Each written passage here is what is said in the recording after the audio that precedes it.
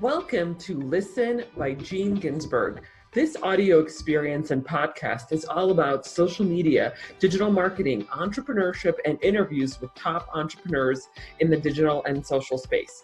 I am your host, Gene Ginsberg, digital marketing expert, #1 best-selling author, and award-winning entrepreneur. I will be sharing with you strategies, tips, and tactics on how to grow your business and your social media following. Thanks for listening. Hey everybody, Gene Ginsberg here. I'm very excited to have a special guest today, Kevin Kelly from Altvia, right? I just want to make sure I'm pronouncing this correctly. Okay. Awesome. Well, thanks so much for being here. Let's see if I can scoot into this a little bit closer. Let's chat a little about your background. So tell us about your background and what you did before you started the company. Yeah, so I started Altvia just about 14 years ago exactly. Okay. I guess probably like most entrepreneurs, there's not like an exact start date, but it was roughly April of 2006 where I made the decision to make the leap and start the company. Awesome. Prior to starting the company, I was sort of dabbling, doing some work on my own, just kind of on the side. I was working in technical sales for 10 or 11 years prior to starting the company, and had a couple of ideas bouncing around about things that I could do, and had the opportunity to kind of be doing some things on the side. And then finally in 2006, like in the spring, kind of the stars aligned, and I officially kind of made the leap, quit my job like that spring. Awesome. So What is your background in that, I guess, and how does that relate to the company that you founded? Yeah, so I have a marketing degree from CU Boulder. I grew up in Minnesota, and I came out here to go to school. Didn't really excel in school, and it kind of came out with not a whole lot of direction in terms of what I wanted to do, and that was in kind of the mid-90s. I found myself had a couple of opportunities to work in telephony, so kind of the integration between telephone systems and computers, and kind of stumbled into that and discovered that I really loved telephony. It's pretty fascinating. I really love databases, especially. The first company I worked for had a really neat application, and it's like in this day and age of like being able to order things on your phone, it probably seems pretty outdated, but we had technology that if you were in Denver, let's say, and you were someone like Pizza Hut or Domino's, you could publish a single phone number for the entire market. Mm-hmm. And then we could figure out, based on some pretty crude technology, what the most likely Domino's store that you should be routed to. Mm-hmm. So like in Denver back in the 90s, it was like, I don't know if we had Domino's here, but we had Pizza Hut, and it was called 488-8888. And regardless of where you were in the Denver, Boulder metro area, we would be able to look at your phone number. No one really had cell phones, but we would be able to look at the middle 3 digits in your phone number and be able to say, oh, we're pretty sure that you should be going to this Domino's. So we're pretty sure that, there might be 2, and we would play voice prompts. So that technology is called IVR. That was really my first job out of college. Mm-hmm. And through that, I discovered I loved databases. I loved, understanding how data was structured and things like that. And over the course of the next 8 to 10 years, really was mostly working in telephony or call center software, and discovered that I kind of had an ability to write on whiteboards. I always tell people. So I was in technical sales. I wasn't trained as an engineer. I had a marketing degree.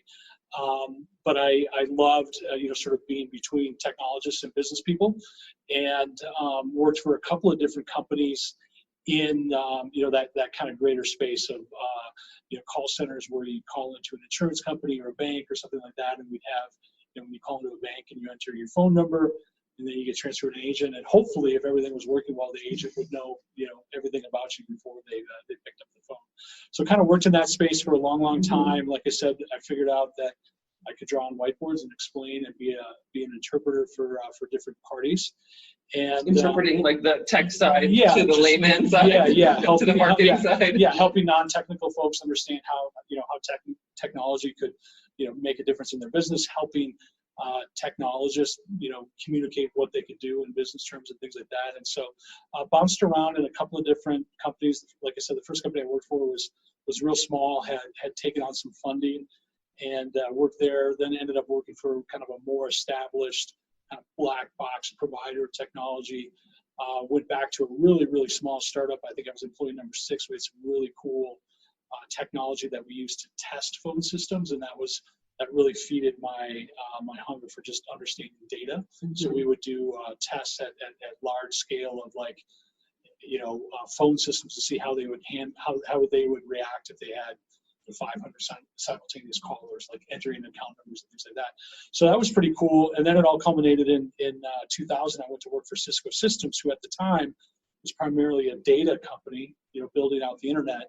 And they had a desire to take on the next killer app, which was voice, and particularly voice over IP. So building some, and again, like this is probably seeming like ancient technology to a lot of people that might listen to this podcast, but it was a big deal when data and voice networks, on companies' premises started to converge, and really, prior to any sort of cell phone or mobile technology. So that was a neat opportunity, I think, to get a sense of, like a company like Cisco, which is huge, you get a sense of kind of how they operate. Awesome. So tell us about your company. Tell us what you created. Yeah. So for a couple of years, I kind of took my interest in databases and my interest in just sort of making things work better, and I would build little, almost like CRM type applications inside of the companies that I was working as like a sales engineer for, just ways to organize information that we were generating. So like at Cisco, one of the responsibilities that we had was to, I was a systems engineer for Cisco, and we had to train sales reps. And so I would build databases on organizing training materials and things like that. And so I was doing a bunch of that on the side. And in probably 2003, 2004, a friend of mine was starting what's known as a private equity fund of funds. And at that time, I had zero idea what that even meant. But I would get together with him periodically, and he would explain the challenges that they were having organizing the information that they needed as part of their business. And I would say, well, I can take that spreadsheet or this thing that you guys are doing in Word, and I can build an access database to do this. And so kind of slowly but surely over the course of a couple of years, I ended up building out a lot of technology for this fund of funds. And I learned a lot about private equity as an industry. And that's where things kind of came to the perfect storm in 2006. They were keeping me really, really busy just on continuing to build out this stuff that I started building for them. And I kind of went to them and I just said, I either need to quit my job and come to work for you guys, otherwise I'm going to get fired from my job because I was splitting my time and energy quite a bit, or I'm going to need to stop working for you guys, and so I can focus on my job. And what ended up happening over the course of a couple of weeks there is that we really kind of charted a path forward for me to go to work for them as a kind of a CTO type advisor. It was never my intention to go to work for them full time. They were in Chicago. I did spend a lot of time in Chicago in 2006 and 2007, and really kind of took all of the stuff that I had built for them and was taking that to the next level. But then at the same time, in order to justify sort of a bigger role there, I needed to be doing more. And really understood at this point as a firm, which I came to know better, but they were in a real inflection point where they were in between raising their second and their third fund, and they hit a real inflection point in terms of growth and number of people and just the amount of information that they had. And right at that time when I was joining them, I took on a couple of other projects to just improve how they were working with technology. One of them was to help them evaluate and select fund accounting systems. And then a big thing as well was to incorporate this thing that they just signed up for called Salesforce.com, which I'd never heard of in 2006. Mm-hmm. And so I looked at Salesforce in 2006, and I looked at all this technology I built for them, and I just said, this is great. Would love to dive in and help you guys leverage Salesforce. But we should probably redo all of the stuff I spent the last 3 or 4 years building for you guys. So that kind of, when I started working for them, I didn't necessarily know what I wanted to do as a company or as a business, but I knew I wanted to start a company. And over the course of 2006, kind of the stars started to align, and I learned a lot more about private capital markets, and I learned a lot more about Salesforce.com, and the idea kind of came together to say, I'm going to build technology for private capital markets, which really consists of fund managers. So, we might hear of like venture capital fund managers or private equity fund managers or growth equity fund managers or real estate fund managers. They all have some things in common, which is that they raise capital on a regular basis every 2 to 5 years. And then they go and they deploy that capital into whatever asset class is appropriate for them. So a venture capital fund manager is going to deploy it in early stage companies, a real estate manager, obviously real estate. a buyout fund manager. It's going to be later stage companies. So really learned a lot about the industry from the database out, which was great. RCP as a fund of funds was kind of a hybrid between a fund manager and the folks that are providing capital to private capital markets. And that's really where the idea to build the company and the products that we're going to pursue came together, and also had a lot more clarity in that time, kind of by 2008, 2009. Salesforce.com was definitely emerging as a more viable platform to build technology on. Great. So what is the problem that you're solving?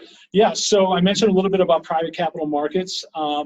Really, the private capital markets ecosystem kind of exists in like 3 layers.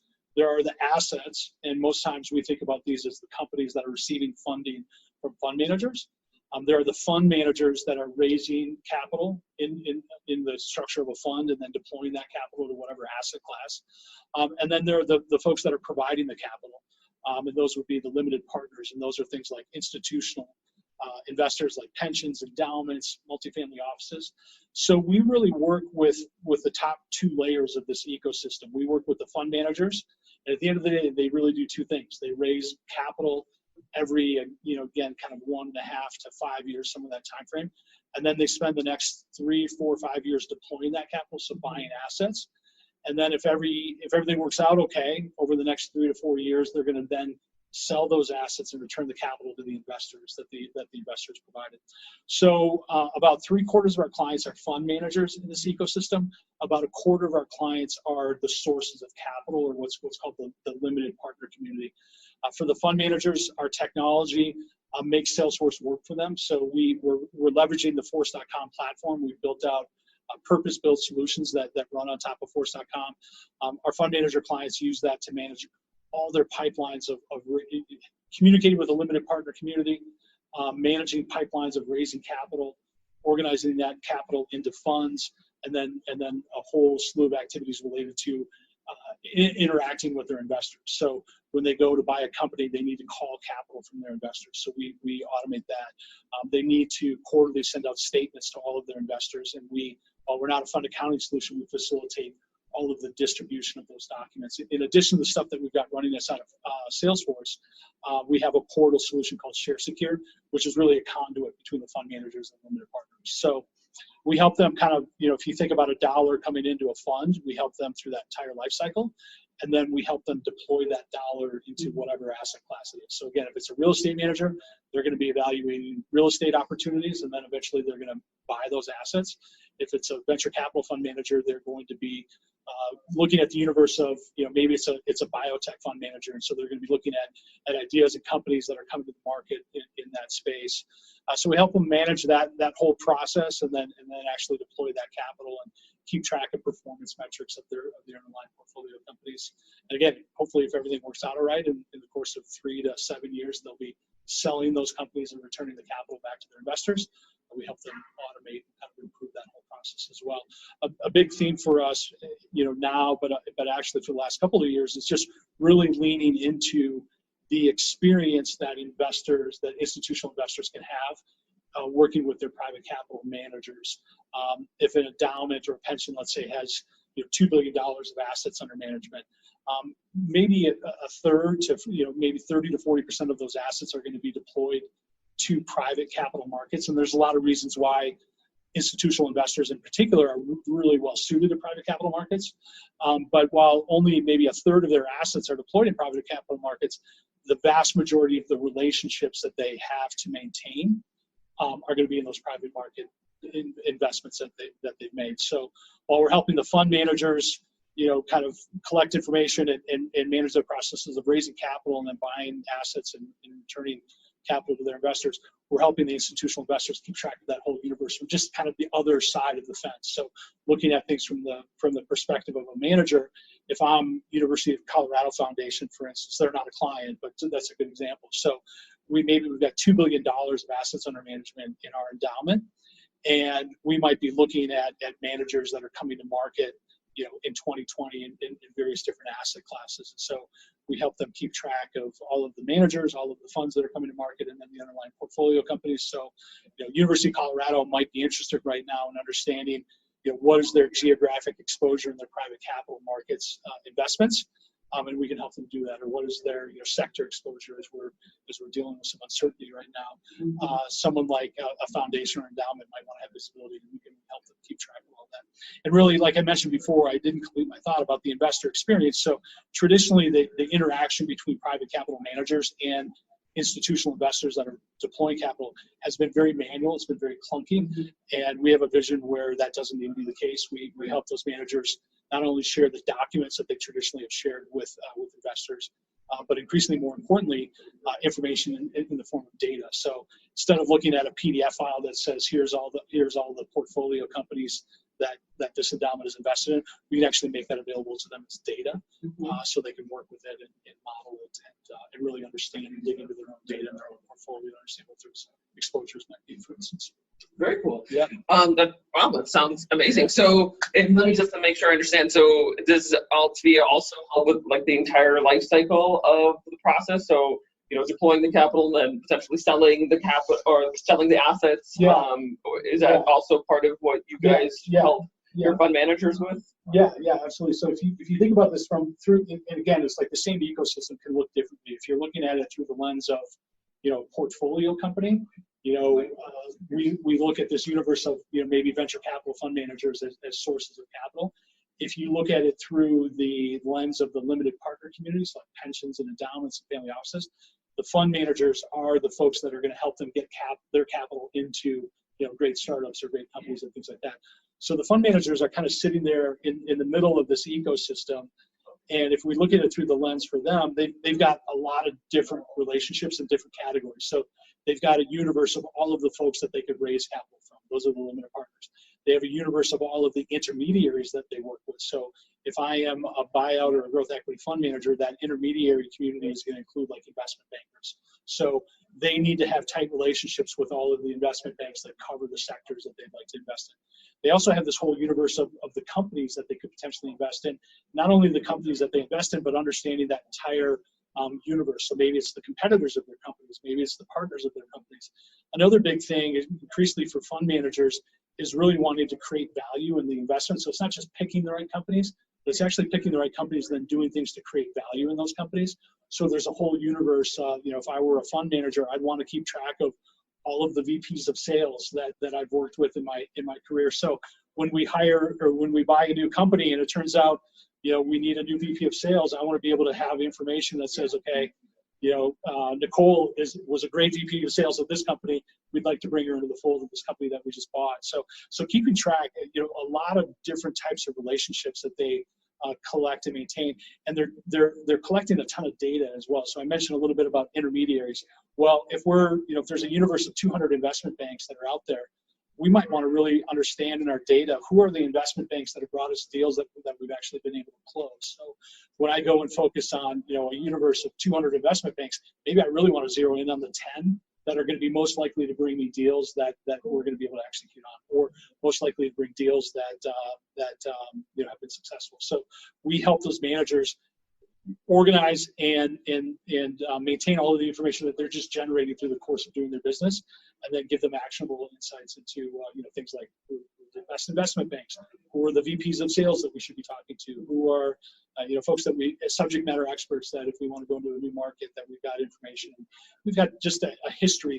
Sometimes it's called like firm knowledge or a firm knowledge base. So creating institutional memory about just the operations of a manager that maybe has been around for 15 or 20 years. Mm-hmm. Yeah, absolutely. Yeah. Well, that's great. Yeah, thanks for the clarification. Just wanted to make sure. Yeah. It's definitely a complex ecosystem. So I think it is an ecosystem that especially entrepreneurs, have some awareness of and have some visibility into.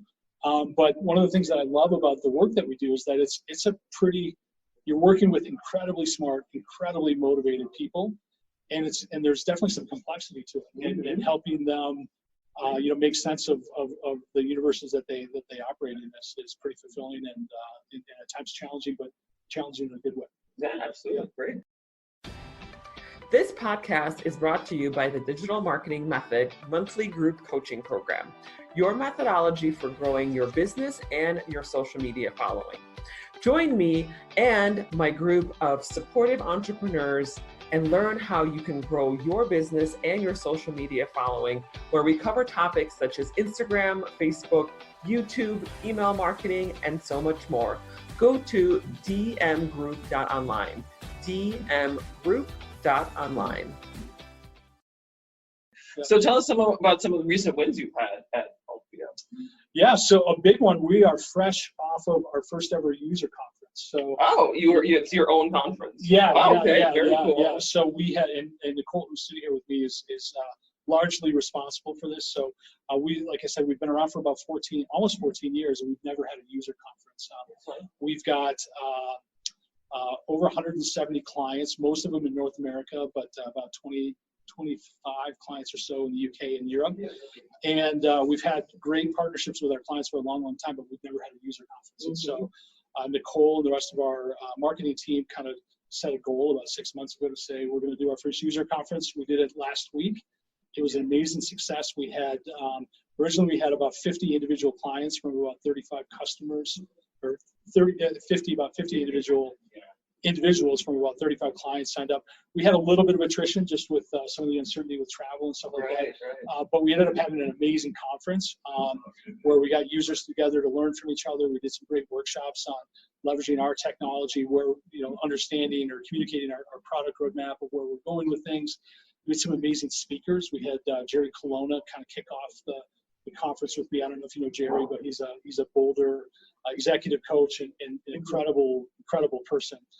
But he and I kicked off the conference with a fireside chat on what does it mean to thrive, and if you're not familiar with Jerry, I highly recommend kind of learning about some of his work. He was a best-selling author. His book last year, Reboot, was on the top 10 business books, like on Amazon, on lots of different lists and things like that. So that was pretty amazing to have Jerry kind of kick off the conference. We had lots of great content in the middle of it.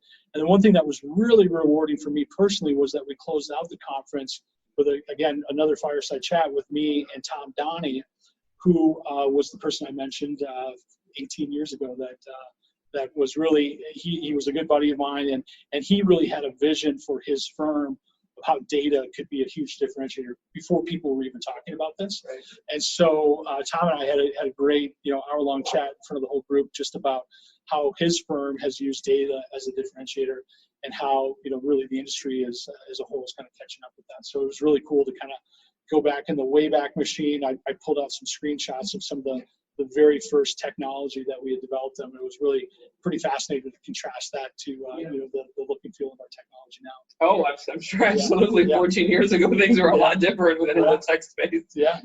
So that's probably the biggest, most recent one. Last year we've had some great client wins. We're working with, can't say all of their names, but some folks they're easily recognizable in the ecosystem that we work in, and it's really fulfilling to know that we are providing the foundation for them to go ahead and not only make sense of private capital markets for their own purposes, but also the clients that they serve. That's been pretty cool. We had a big development effort that really consumed most of our time and energy in 2019, where we completely redeveloped a big part of our technology suite. And it's really in service to this idea that we have around improving the investor experience. So putting tools in the hands of fund managers so that when they are working with investors and prospective investors, they can really have a consistent investor experience that folks are really accustomed to in sort of more traditional, banking environments, insurance. So really raising the bar in terms of how fund managers are able to interact with folks that they're courting, and then folks that are actually their investors. Very cool. Well, that's very exciting. Your own user conference, new revamping of the technology. So that's very exciting. Yeah. But switching gears a little bit here, what would you say is then the biggest challenge in your industry now? Oh, wow. Lots of challenges. I mean, I think that we've got challenges, that I think are consistent with every, small business. We are about 32 employees, and it's always this constant battle of like how quickly you try to grow. We are a bootstrapped organization. We've not raised any outside capital, so sometimes our eyes can be bigger than our stomachs, in terms of the things that we'd like to be able to do and the things that we can do. So it's always a constant battle, and I think that there's that's true for a lot of companies. Even if you are have private equity or venture capital backers, how you deploy capital in resources is always a challenge. I think our competitive landscape has evolved quite a bit. I think 10 or 12 years ago, Salesforce.com, there was a lot of folks that were really wrestling with how to make Salesforce.com work. There, in our industry or in the sectors that we work with, I think folks had a big desire to try to make Salesforce work, but it was just really kind of unwieldy. And so the approach that we took, where we actually built products that run on top of Force.com as opposed to coming in and customizing it, was a really novel approach, and it was incredibly well received in the marketplace. And I think that we're in another iteration here of sort of technology innovation. So I think that things that were new and cool 4 or 5 years ago, we've got to constantly iterate and continue to innovate. And again, I think that that's true of a lot of folks. I really see more than challenges. I see more opportunities. Sure. And I guess you have to be that way if you're crazy enough to start a company and continue to run it. But the appetite of fund managers and the appetite of limited partners to really elevate the industry in terms of how information flows has never been better. And I think that the competition that we're seeing is raising our game, and I think that we're doing the same thing for them. So I think that there's a huge awareness. Like I mentioned, Tom Donnie was at our user conference. He was a handful of a number of folks. We got a great client here in Denver. I won't say their name, but we've got a great client in Denver that I would put in the same category as folks that we've been working with for 10, 11, 12 years. And these folks had visions of like what could be possible before anyone was talking about it. Well, now everyone's talking about it. Limited partners are telling their fund managers, we need access to better data. We need a better investor experience. We need to have transparency in terms of how you guys are sourcing deals, how, once you invest in companies, how you're managing them. And we had some clients that were, way ahead of the game, and I think the rest of the industry is catching up with them. And so it's no longer educating people or evangelizing. It's fulfilling a need that more and more people are recognizing. I think that we've got access to third-party data sources that we've never had before, information on the companies that are out there, information on comparables, in terms of returns, and some great technology to work with. Advances in mobile technology, advances that Salesforce.com has made on their platform are really opening up some pretty incredible frontiers for us. That's amazing. Yeah. That's great. Well, let's talk a little bit about the current state of the state, right? Yeah. I mean, markets are slumping. So is that affecting your industry, and how so if that's the case? Yeah. So, for a lot of folks, they probably recognize when I talked about starting the company in 2006 and 2007, that was, we were sort of, when I made the leap kind of before the big financial meltdown, we actually participated in Techstars in 2008. Okay. And so coming out of Techstars in August of 2008, we're like, wow, this is going to be a great opportunity to go raise capital and accelerate what we're doing. Well, it turns out that the end of 2008 and 2009 was not a great time to raise capital. Not at all. I think very, very different forces at play, but similar sort of outcomes in terms of uncertainty, in terms of especially institutional investors, their balance of how much capital they can have deployed in different asset classes is getting changed just by valuation. So if I were an endowment, I said, I'm going to have 50% of my assets in illiquid, private capital markets, and I'm going to have 50% of my assets in, traditional liquid assets. Well, guess what? Like today, like that 50% just dropped to 40% just on valuations alone. So what that means is that there is a lot of uncertainty. There are, opportunities for, limited partners to decide that they want to sort of pull back on some of their private capital market allocations just to get their asset allocations in balance. So it's a time of tremendous change. And I really believe it was tough sledding, but we made it through 2008 and 2009 and it came out stronger and better in 2010 and 2011. Right. So there's a ton of uncertainty right now, but I believe in our team, I believe in myself, I believe in our customers, and I believe in long-term things are going to work out. So while it's it is unnerving, we had to send out our COVID-19 policy statement the other day. That's something that I would have never imagined that I'd be doing as a CEO one day. But we've got an amazing team. We've tried to foster. We love to have people in our office. Our employees in our office, but we also understand that sometimes it's better to work from home on certain things. So I think that we have some good infrastructure in place and some good practices in place for people to be working, kind of switching to working from home more often right now. We have curtailed travel. A big thing for us is being, partnering with our clients. Sometimes that means them coming to us. Sometimes that means us going to them. Sometimes it means virtual. And increasingly here for the next, who knows, 6 to 10 weeks, probably at least, it's going to be a lot of virtual stuff. So just kind of changing our habits. But on the other hand, I think, both for our clients as well as for us internally, sometimes, being tied to home is not the worst thing in the world because I think that we've already noticed this with prospects and clients is that, if you can't be out on the road doing the things that they typically do, well, that means that you're back at the office working on sort of internal initiatives. So, while it's definitely going to have an impact, and who knows what it's going to be long term, I think in the short term, what we're seeing is that our clients and our prospects are using this as an opportunity to sort of like get their houses in order a little bit. Hunker down and get stuff done internally. Absolutely. That makes sense. You got to do it sometime. Yeah, and when fund managers, go to clean their garage, like get their operations in order, that's a good time to call us. And it's it's having the time and the space to focus on getting systems implemented and getting data organized and setting sort of objectives. And the whole remote thing or virtual thing that really plays into what we're trying to do with the investor experience as well. So having a better online presence and having a better end user experience for their prospects and investors is huge, and we're poised to help them do that. And it turns out they're going to have time probably to be working on some of those initiatives right now. That's fantastic. Yeah, that's good news. So what are some of the new initiatives or projects? What's on the horizon? Yeah, so I mentioned that we spent most of 2019 really, at least the second half, solely focused on a big part of our product suite. And that's specifically, it's called Investor Correspondence. The way that we rebuilt it is really as a container to be able to fold a lot of different things into it. So while we got that big push done in 2019, we had tremendous success with our early pilot users of the new technology. So kind of through the remainder of March and into April, we'll be taking all of our existing clients and getting them up and running on this new technology.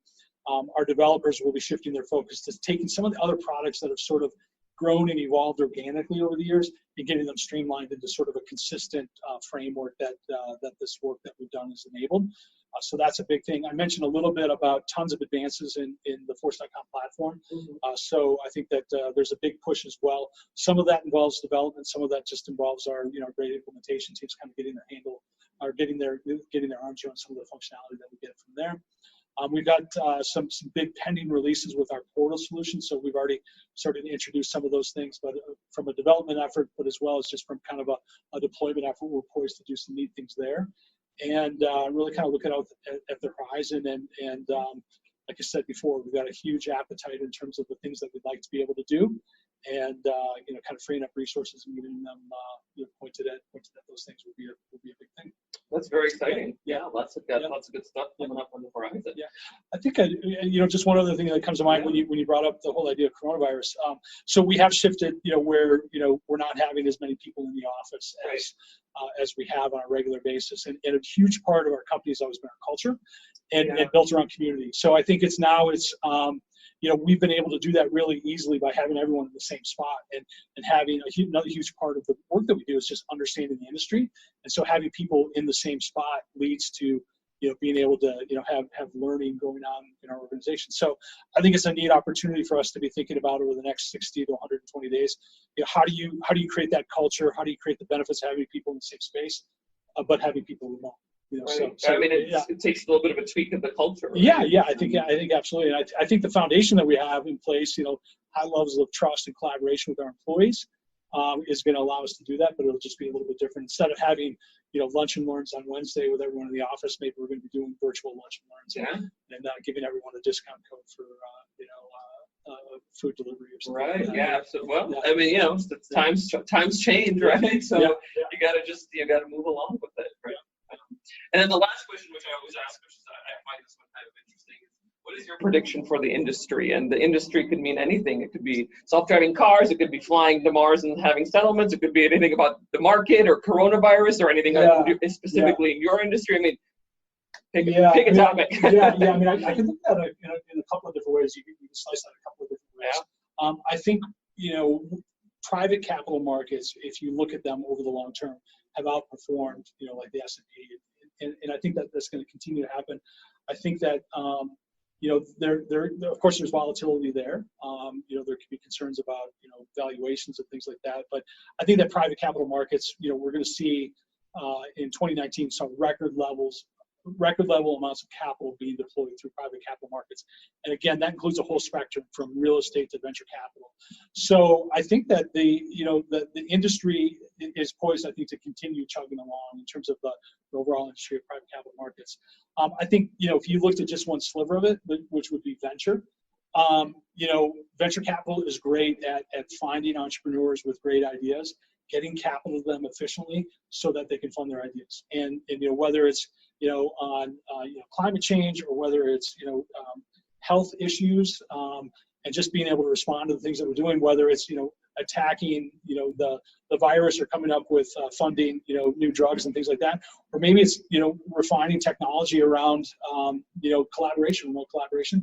I think venture capital is poised to be, huge, have a huge impact on helping not only, our country, but the world, solve the problems that we've got. And we certainly have no shortage of big problems on the horizon here. And no shortage of ideas. Yeah. And I think that private capital markets continue to get more and more efficient. I think, I'd like to take some credit for us helping do that. There's certainly a lot of things at play there, but I think that, we'll continue to make it easier for fund managers to identify great investment opportunities, execute on those opportunities, aggregate the capital from the investment community to make those investment opportunities possible, and make sure that they're funding the ideas that are working. Yeah. So do you think that there's going to be a slowdown in the VC market? Boy, kind of similar to what happened in 2008, or do you feel like this is just kind of a small correction that's going to go back to? Yeah, I think it's probably too early to tell right now. I mean, it's I'm certainly not a public health expert by any means, but there's some forecasts that could see this kind of wrapping up, late in the spring. I just was listening to a podcast on the way down here that said maybe it's going to slow down over the summer and kick back in the fall. So, I mean, tons and tons of uncertainty right now. Right. I think the one thing that we can count on is that, whether it's, private equity and venture capital fund managers, or whether it's institutional investors, or whether it's, entrepreneurs and operating companies, just working better, working more efficiently is something that there's always going to be a demand for that. So, absolutely. Well, thank you so much. This has been great. I'm glad that we shared all this information and share more about your company and your background. This is fantastic. So, anything else you want to add before we wrap up? Yeah, I don't think so. Thanks for inviting me to be on the podcast. Awesome. This is a cool